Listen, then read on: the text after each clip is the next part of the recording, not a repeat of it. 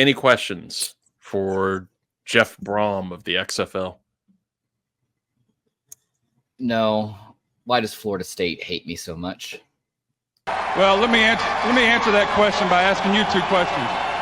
One, is this or is this not the XFL? Yes, it is. Two, do I or do I not currently have a pulse? Yes, I do. Let's play football.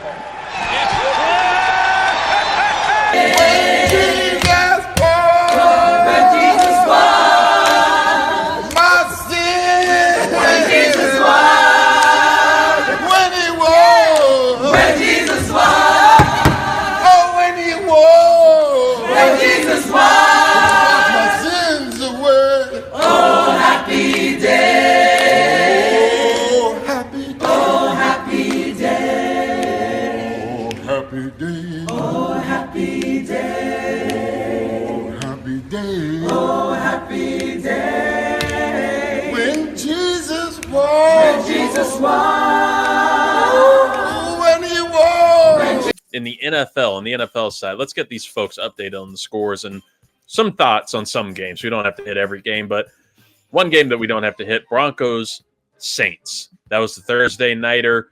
The Denver Broncos played the New Orleans Saints. Broncos beat the Saints 33-10. Don't ever put that game back in my life. I don't want Broncos Saints around anymore.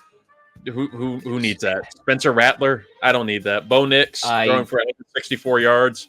No. I've given you my opinion on Spencer Rattler time and time again. He showed exactly what I've told you. He is nothing. No. Yeah, he's generational backup. Broncos are 4-3 now. Somehow they're going to accidentally spill into the wild card race. And the New Orleans Saints are 2-5. We're getting close to that Dennis Allen firing. We're not calling for anybody's head, but I am. Yeah, he is. Patriots at the Jaguars, and it's at in quotes because it was in London.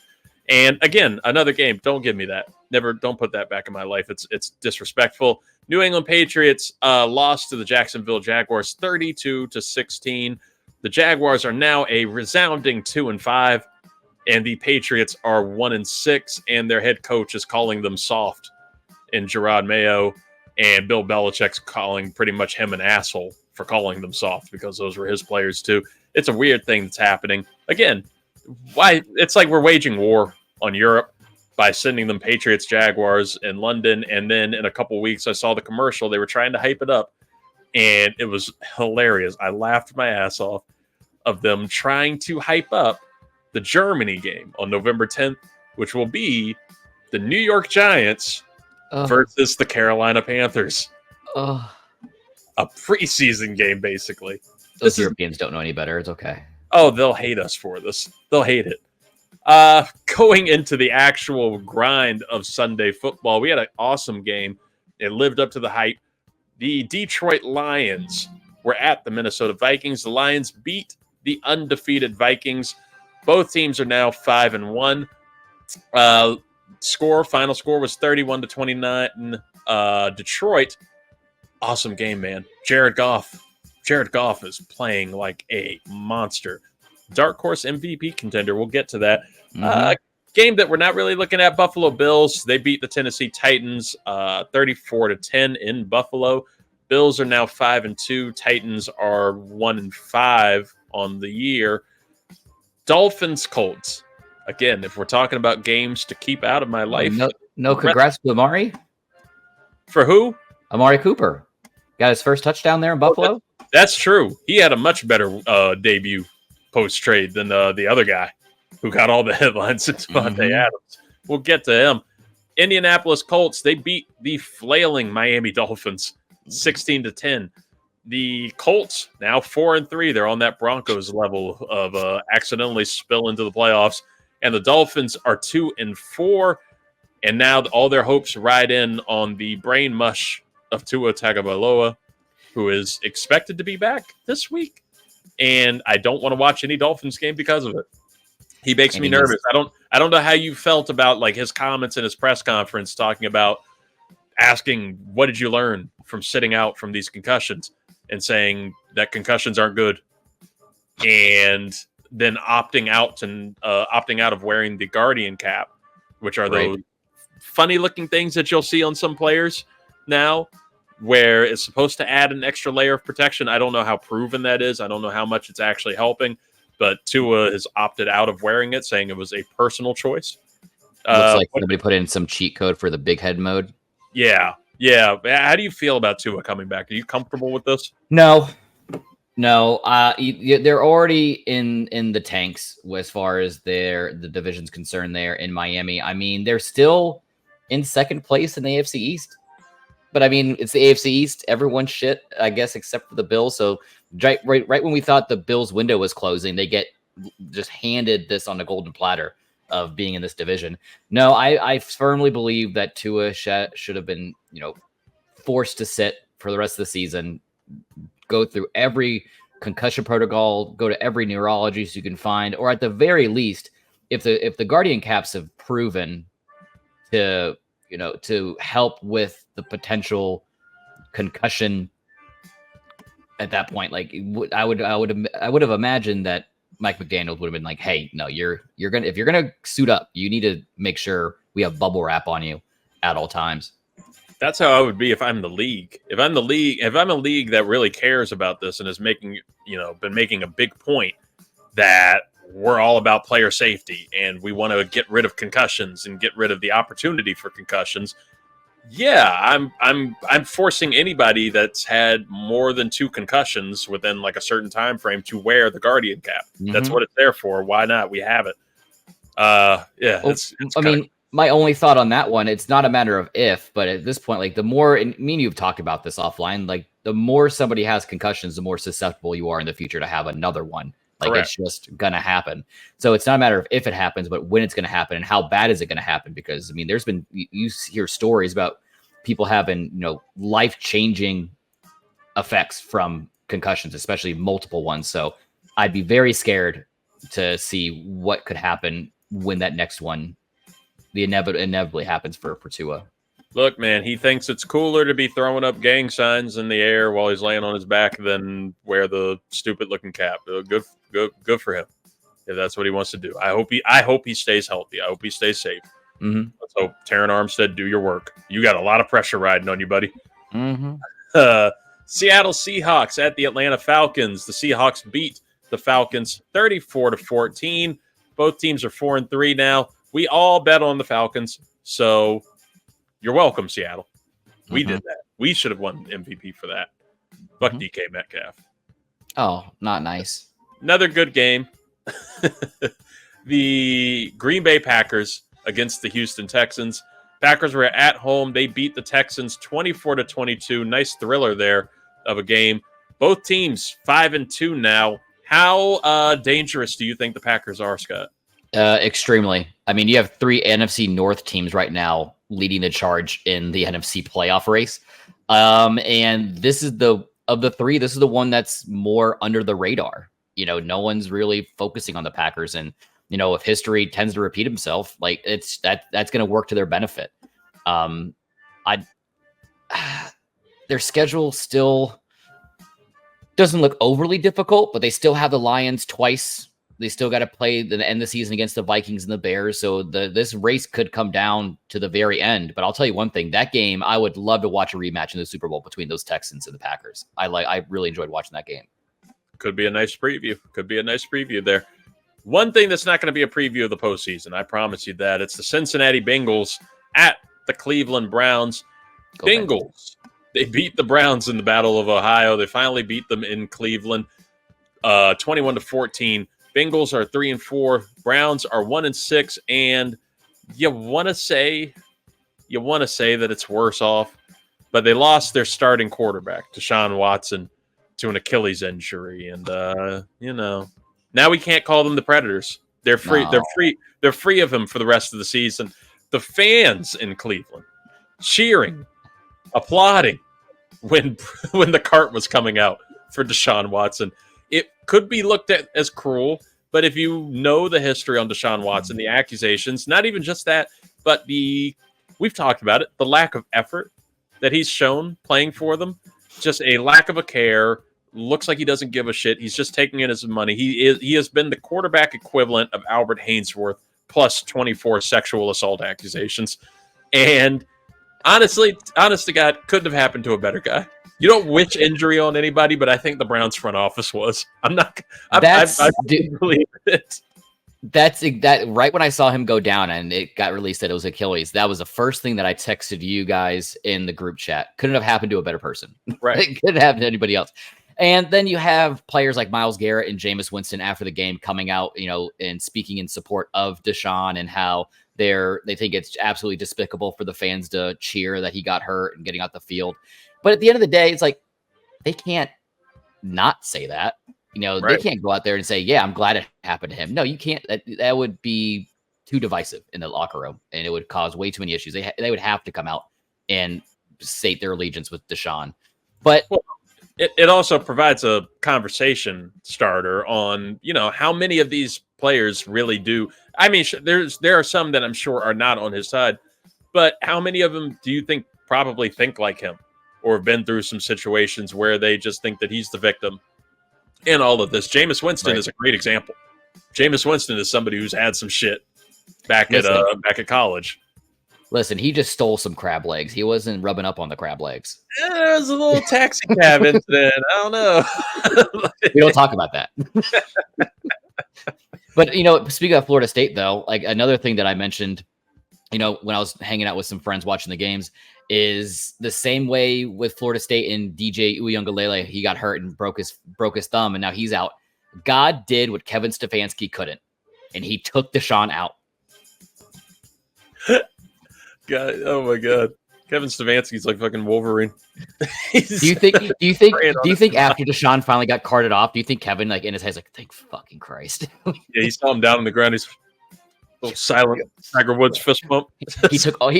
Every week he takes the under on Deshaun on every stat line. He takes the under, hoping to God either Deshaun gets hurt or that he gets caught for gambling and just gets fired because he doesn't want anything to do with this anymore.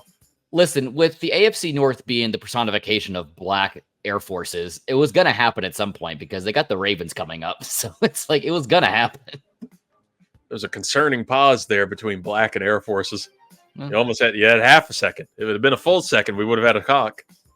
Okay. I meant talk. I said cock. And the button wasn't even pressed, thankfully. I wasn't even prepared for that one. I got you. Pause. Now go. Cock-a-doodle-doo. Over to the NFC East. Yikes. The Philadelphia Eagles and Saquon Barkley. Barkley made his return to New Jersey at MetLife Stadium against the New York Giants. Apparently saw people burning his jersey before the game. He took that personally. Definitely scored a touchdown. You could have put any bet down on Barkley for an anytime touchdown in this game. Mm-hmm. Eagles beat the Giants 28-3. Eagles are 4-2. Giants are 2-5. I have a wild Daniel Jones stat for you. Daniel Jones, Danny Dimes, the quarterback of the New York Giants, folks. This dude has not thrown a touchdown on his home field at MetLife Stadium since New Year's Day of 2023. Like, not this year. 2023 has not thrown a touchdown at home. Ew. I'm going to give you a list of quarterbacks who have thrown more touchdowns at MetLife Stadium since Danny's last one. You have Matt Stafford, Jordan Love, Geno Smith, and Zach Wilson have each thrown one touchdown at MetLife since Daniel Jones's last touchdown there. Dak Prescott, Sam Darnold, and Tommy DeVito have each thrown two touchdowns since Daniel Jones's last one. And the cherry on top, Tyrod Taylor has thrown 4 touchdowns at MetLife Stadium since Daniel Jones's last touchdown. They're just going to roll him out again next year too, aren't they?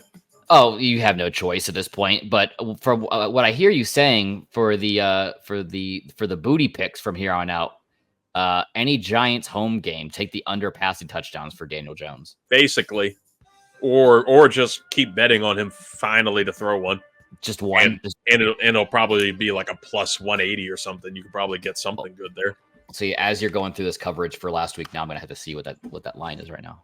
Please report back.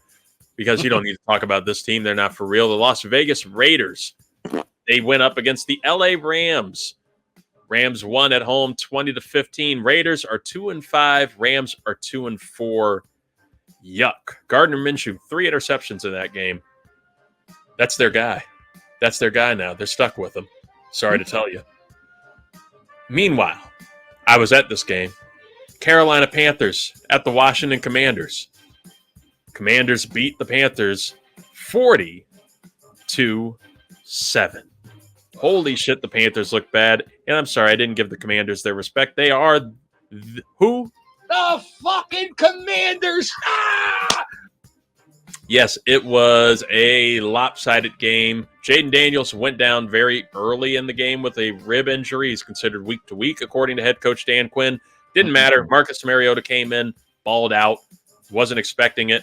Nobody in the crowd was, and I could tell you because as soon as people started to realize that Jaden wasn't there and Marcus started to walk out, comes over on the sound saying Marcus Mariota and at quarterback for the Commanders.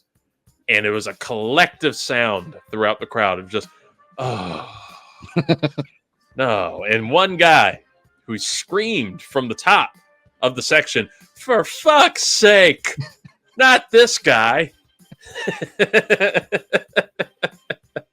But he came. But I mean, who's your other option at that point? Jeff Driscoll, and I'll happily take Marcus Mariota. Ugh. At least that's more fun. Or put Sam Hartman in. Just get some. Put Luke McCaffrey back there. Yeah, put Luke McCaffrey. He can do it. Andy Dalton threw 2 interceptions in that game, 93 yards total. Yikes. Oops. We'll see what happens with the Panthers going forward. They are 1-6. Commanders are 5-2. Meanwhile, the undefeated streak continues. The Kansas City Chiefs rolled into San Francisco. We thought it might be closer than this, but the Chiefs beat the hell out of the 49ers 28-18. It was not as close as that score. It was an ass kicking, according to Kyle Shanahan, head coach of the 49ers. Chiefs are 6-0 now.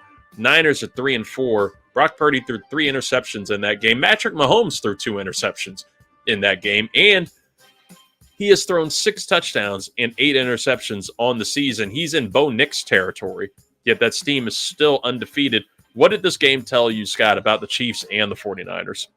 The 49ers are in shambles without CMC, and they are just injury-riddled again. Debo. Oh, yeah, Brandon Ayuk. Yeah, Brandon Ayuk. He just had that whole bitch fit over the offseason about getting paid, and now he's hurt. And then Debo looked bloated. I don't know what he ate. He had pneumonia. He did not look like he was feeling good. But no, I mean, for the Chiefs, it's the Chiefs. I mean, look at their schedule ahead. It's just so Charmin soft. I mean, they played the Bucs in a couple weeks on prime time. They're in Buffalo a couple weeks later after that. And then they close out the season like at home against the Texans. So like at the rest of the schedule, like there's 3, maybe 4 games where it's going to be close. But other than that, it's the Panthers and the Raiders and the Broncos twice still. It's just like, I think this speaks more to, the coaching, and they're doing what they need to do to squeak out those victories. I mean, you look at the final scores on all their games, they're 1 play away from being 0-6 and not being 6-0 on most of these games. So that just goes down to execution and coaching. So thank God they have Andy Reid. And Steve Spagnuolo. Give Spags that fucking assistant coach of the year award, because God, that defense is on firing on all cylinders. Yeah, I think their defense is a top 5 for points against. I mean, I think people are only averaging about 14 to 17 points a game against them. So yeah, Steve Spagnuolo's done a really good job. And hey, who had a better heir apparent to Andy Reid whenever he ends up leaving? If Steve stays there, that's a turnkey operation for him. That's 100% true. And talking about great assistant coaches, let's talk about Pittsburgh here and their special teams unit. Everything about Pittsburgh was firing on all cylinders on Sunday night. They played against the New York Jets. Steelers beat the Jets 37-15. Steelers are 5-2 now. Jets are 2-5. And before we get into, Jets talk, which it feels disparaging when Luis isn't here, but we're going to do it anyway. But the Steelers, man, special teams, defense, crazy. TJ Watt is unstoppable, but that special teams unit, it's a block field goal, block kick, everything is just nasty. Their special teams coach, Danny Smith, is the happiest guy in the world. It was so nice to see the players just like surrounding him, mosh pitting him. It was so awesome. The Jets on the other side, though, they give you this with your your future Hall of Fame 4-time MVP quarterback in Aaron Rodgers. This is what you're getting on the sideline. A Thursday night game against Houston on Halloween. We'll pick at MetLife. and eat that. Question, because this is a show of inclusion, right? Not my camera though. Is picking your nose and eating it exclusively a white person thing? I've never done it. But I've never done it, but I have seen. I work with kids, and I've seen kids of all races, all ages, all genders. Well, not all genders. It's mostly a male thing, I would say. Yeah. I think it's a boy thing. But I don't think it's just a white thing. Let's look at does he actually? A Thursday night game against Houston on Halloween. There's definitely a pick. Oh yeah, it was a very quick. I mean, if you're picking your nose, he's a pro, man. Right there. I think that's the pick. And then he's definitely eating something. He was smelling salt earlier. Pick and then. Well, I won't wait until we get to the Bucs coverage. But you see Baker Mayfield throwing in a Zin when he went to the sideline? No. He's just a bro. He's just a bro. Baker is that bro. Talking about that bro. Well, no, we'll save that for last because I'm going to give you time to mourn and think on all of it. The other Monday night game, and this kind of pissed me off because it was a close game here, right? We had the Arizona Cardinals and the Los Angeles Chargers. Chargers were at Arizona, but Arizona won. Arizona wins 17-15. Cardinals are 3-4. Chargers are 3-3. I didn't want to watch the game. I had no real intention on watching the game, but I was watching Ravens Bucs. I couldn't find Cardinals Chargers to save my life. Turns out, despite however many channels ESPN has on cable, where there's ESPN, ESPN2, ESPN News, the SEC channel, ESPN 8, the Ocho, nothing. It was no sign of it. ABC even had Monday Night Football on, but it wasn't this. And then there was the Manning cast, all of it doing Ravens Bucs. What was the point of having Chargers Cardinals except to put it on ESPN Plus exclusively, where nobody was seeking that out? They had to play sometime. Yeah, I guess so. Throw it into that stratosphere because we had Ravens Bucs on the other side of it to close out the week. That was the real closeout of the week. Baltimore and Tampa Bay. This was a matchup expected to be huge, and the score was closer than I think the game actually was. Baltimore beat Tampa Bay 41-31. Baltimore's 5-2 now. The Tampa Bay Buccaneers are 4-3. But Scott, I want to first off ask you if it's a foregone conclusion that Lamar Jackson is going to be MV3 and win MVP for the third time, because dude is a 5-touchdown game for him. He looks unstoppable. And Derrick Henry has only helped this proceeding. It led Jerry Jones to go on the radio today and say that, no, he wouldn't have fit our scheme anyway. While everybody is just, kicking themselves in the ass for skipping out on him. How dangerous are the Ravens and Lamar Jackson right now towards the MVP consideration? Well, he has to be the clear favorite. I mean, you could throw in Josh Allen, you could throw in Patrick Mahomes, you could throw in CJ Stroud, blah blah blah blah blah blah blah. Jared Goff is a like you said, dark horse for MVP if the Lions there are able to string in a very impressive season. He's killing the stat line. Have him up there, but this is exactly what we talked about right at the beginning of the season. Like, the addition of Derrick Henry is only going to open up the offense for Lamar Jackson. I mean, on the year right now, he's passed for just under 70% completion percentage. He's just under 2,000 yards passing. He has 15 touchdowns on the season and 2 picks. I think he's on pace for damn near 40 touchdowns and 4,500 yards. But like you said, I mean, Derrick Henry, he ran for 15 for 169. Like, you have to account for Derrick Henry in the backfield, which is just going to open up the field for Lamar. And you have, Rashad Bateman, which that was my surprise performance from that 4 for 121 and a touchdown. He looked like the man that we've all been hoping that he's going to be. He'll give that to you twice a year, every season. Right. And on the other side of the ball, I mean, you have Baker. Baker, aside from his 2 interceptions, he had a pretty stellar night too. I mean, 3 touchdowns, 370 yards. But I'm very worried for Tampa because Mike Evans is out with a hamstring. Chris Godwin looks like his damn ankle fell off, and he's just done. He's shut down. So I'm very interested to see where the production's going to go for the Tampa Bay offense. And I'm very excited to see how Lamar is going to progress through the rest of the season because he's my clear number 1 right now. Well, and I think I had this as a whole conversation topic for MVP talk, because I thought Jared Goff could be thrown in there as consideration, and he can be in there for consideration. Mm-hmm. But Lamar is the clear cut guy right now. And I hope he can continue. I think and win a Super Bowl because I think 3 MVPs can equal 1 Super Bowl ring, when it comes down to the long run. But that's something to talk about in the future. I want to ask you about the Bucs because not only they lost Chris Godwin, who was having a career year, and that broke my heart. Dude has been awesome. He's an awesome person and an awesome player.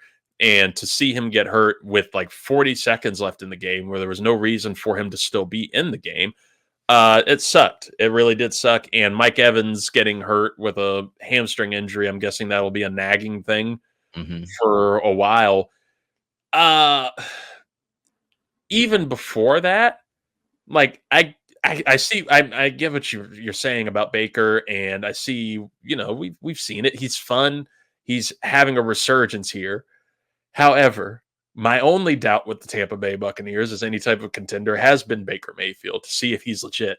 And when Baker threw that first interception in the end zone, that was like into like double, maybe triple coverage. I think that was the one Marlon Humphrey took.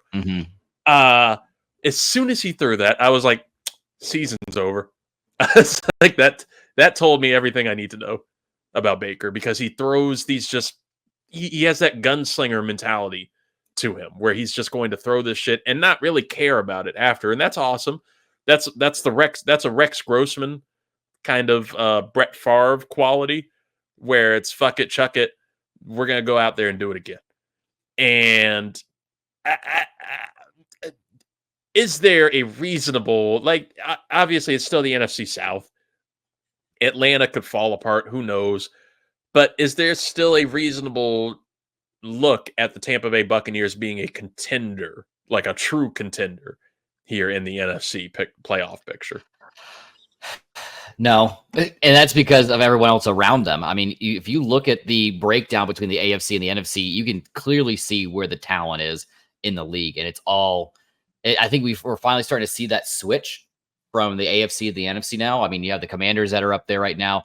All of the NFC North is up there right now. I'm waiting for them to feast upon each other. I think at this point, Tampa Bay is kind of trying to back in to potentially just, if they can win the division, that's great. It might be able to squeak in there with a wild card, but with those 2 key injuries of Mike Evans, like you said, with a hamstring, that could linger all season. Who knows what the rehab is going to be on that? I mean, hell, look at Christian McCaffrey right now. Like he's still, we're almost in Halloween. It's just like it's just not happening. But like this offense, it's definitely, like, if you look at the stat line, they're easily a top 10 offense. I mean, where their issues have always been, it's been more on the defensive side of the ball. They give up way too many points to people who really shouldn't deserve it. I mean, I think that loss to the Broncos when it was 26-7 at home, I think that's gonna come back to bite them in the ass. But I mean, they're still in the NFC South. They still got the Panthers twice on their schedule. They still got a split with the Falcons and the Saints to end the season. But as far as like a clear-cut number 1 contender to come out of the NFC and go into the Super Bowl, I don't have them as that. But I still could see them play spoiler in one of those earlier rounds. And that's kind of a fun role, right?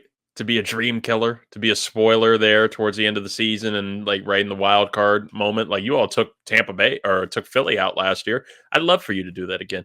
Do it again, please. I dare you. I beg you. Okay. But what I really want to ask, who is good in the NFL?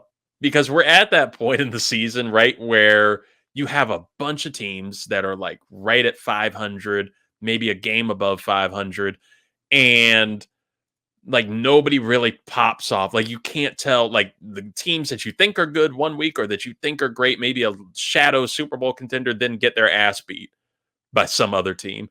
And then that team that beat their ass gets their ass beat the next week. And then the team that's like consistently great, all of a sudden their quarterback gets hurt or something like that. Like Washington still looks good. A lot of people still had them as a contender. Now Jaden Daniels is out week to week with a rib injury. And you're going to keep having that throughout the season where some other quarterbacks are going to get hurt. Some other star players are going to get hurt or folded up. So who right now is a legit great team? Who do you actually trust? Like truly trust to make a push for a Super Bowl and have a legit chance at winning it? I mean, I'm not going to go chalk and say the Chiefs, but I think they're easily in that conversation simply because they are 6-0 and they've had that sustained success year in and year out. They just seem to just reload and just keep moving forward. But if I'm not going to pick them, I'm going to go with the Ravens. I mean, their point differential, they're like plus 40 right now. I think they've scored the most points as far as a team goes in the whole NFL. And that offense just looks complete. I mean, the last couple of years they've had to be so reliant on Mark Andrews to perform, and he had a great game this past week too. I think he's finally starting to catch his stride. But if you just look at that roster from the top to bottom, they are dangerous everywhere. That is one team that if I saw them coming up my schedule, I wouldn't want to play, and I would have a lot of concerns to play. I very much agree with you on the Chiefs. I don't want to say the Chiefs. I don't want to go chalk on that, but they are 6-0, and I don't want to say an accidental 6-0. You can make a lot of arguments for being helped with the refs, like a bunch of missed calls and shit on that. But if you're 6-0 and your quarterback, who is a generational, could be the greatest of all time quarterback, and Patrick Mahomes is putting up 6 touchdowns and 8 interceptions, you're 6-0. That means there's something going right with that team. There's something else going right. I don't know how legit of a chance they have, how they can continue to win it just by defense and not have a star receiver. They just lost Juju Smith-Schuster now, who is starting to like break out for them. Now he's hurt and is going to be out. No running back in Isaiah Pacheco. They have Kareem Hunt, who's looking like Kareem Hunt of old. Maybe Kansas City Kareem Hunt, so that's kind of fun. But Hollywood Brown probably not going to play at all this season. Xavier Worthy could take off, but I trust them just because they're the Chiefs and it's Andy Reid. That's the only thing about it. Baltimore looks dangerous, and in the AFC, otherwise, outside low-key, the Steelers. I kind of trust the Steelers simply because Mike Tomlin, strong coach. I believe in his decision-making. Russell Wilson, if he can continue, he doesn't have to show out like that. Right. But if he can be the game manager that he was last year in Denver, that's enough for Pittsburgh. That's enough for them to at least advance a series in the playoffs. Along with that defense that is playing out of its mind, if TJ Watt can stay healthy, and the special teams unit, like it's a team that's really, really pesky and dangerous all around. NFC, nobody in the East. I don't really trust. I love the Commanders, but I don't trust the defense. And right now, Jaden, and that rib injury isn't good. NFC West, don't trust you, especially San Francisco. Just go ahead and fall off, get the high draft pick next year, and come back. Detroit, I guess I trust. I guess that's the only team really in the NFC that I trust is Detroit right now. Green Bay's dangerous, but the receiving corps still worries me a little bit. Detroit just has an all-around powerful offense. Defense is losing a touch without Aiden Hutchinson. Vikings, they've been undefeated this whole time, but it's Sam Darnold, man. I'm going to do the same. I'm going to discriminate against him the same way I did against Geno Smith. I just don't trust you. I don't trust you until you show me it in the playoffs. Do it in the playoffs. I don't want to be that sports media guy, but do it in the playoffs. Show me something first before I can trust you. Lions are the only team. So for me, it is the Chiefs, the Ravens, the Steelers, and the Lions as the only 4 teams that I really, truly trust as great teams in the NFL. You know what? Screw you. I'm going to trust the Vikings. I want to trust them. Absolutely. I mean, their point differential has been 61, is plus 61. And the teams that game last week was exactly what we thought it was going to be. It was going to be a nail biter down to the wire. It was going to be a field goal game. I'm not sure if that was a Zubair pick of the week. I don't know what he did. But other than that, I didn't hear a roar this week, so I don't think it was. But like outside of the Jets, I mean, they beat the Niners at home week 2 when they were healthy. Outside of CMC, Jordan Mason was going off and he was doing everything he was doing. And then they crushed the Texans at home, and the Texans are one of those top tier teams. Then they were on the winning side of another squeaky game against the Packers, which we already felt was going to be one of those games that it was going to go down to the wire as well. But I mean, if you look at just the stat line itself and see it, in black and white, I mean, outside of Sam Darnold and like their passing, I will say one thing: the passing is very mid. But I think where they make up a lot of ground there is that defense and being able to stop people.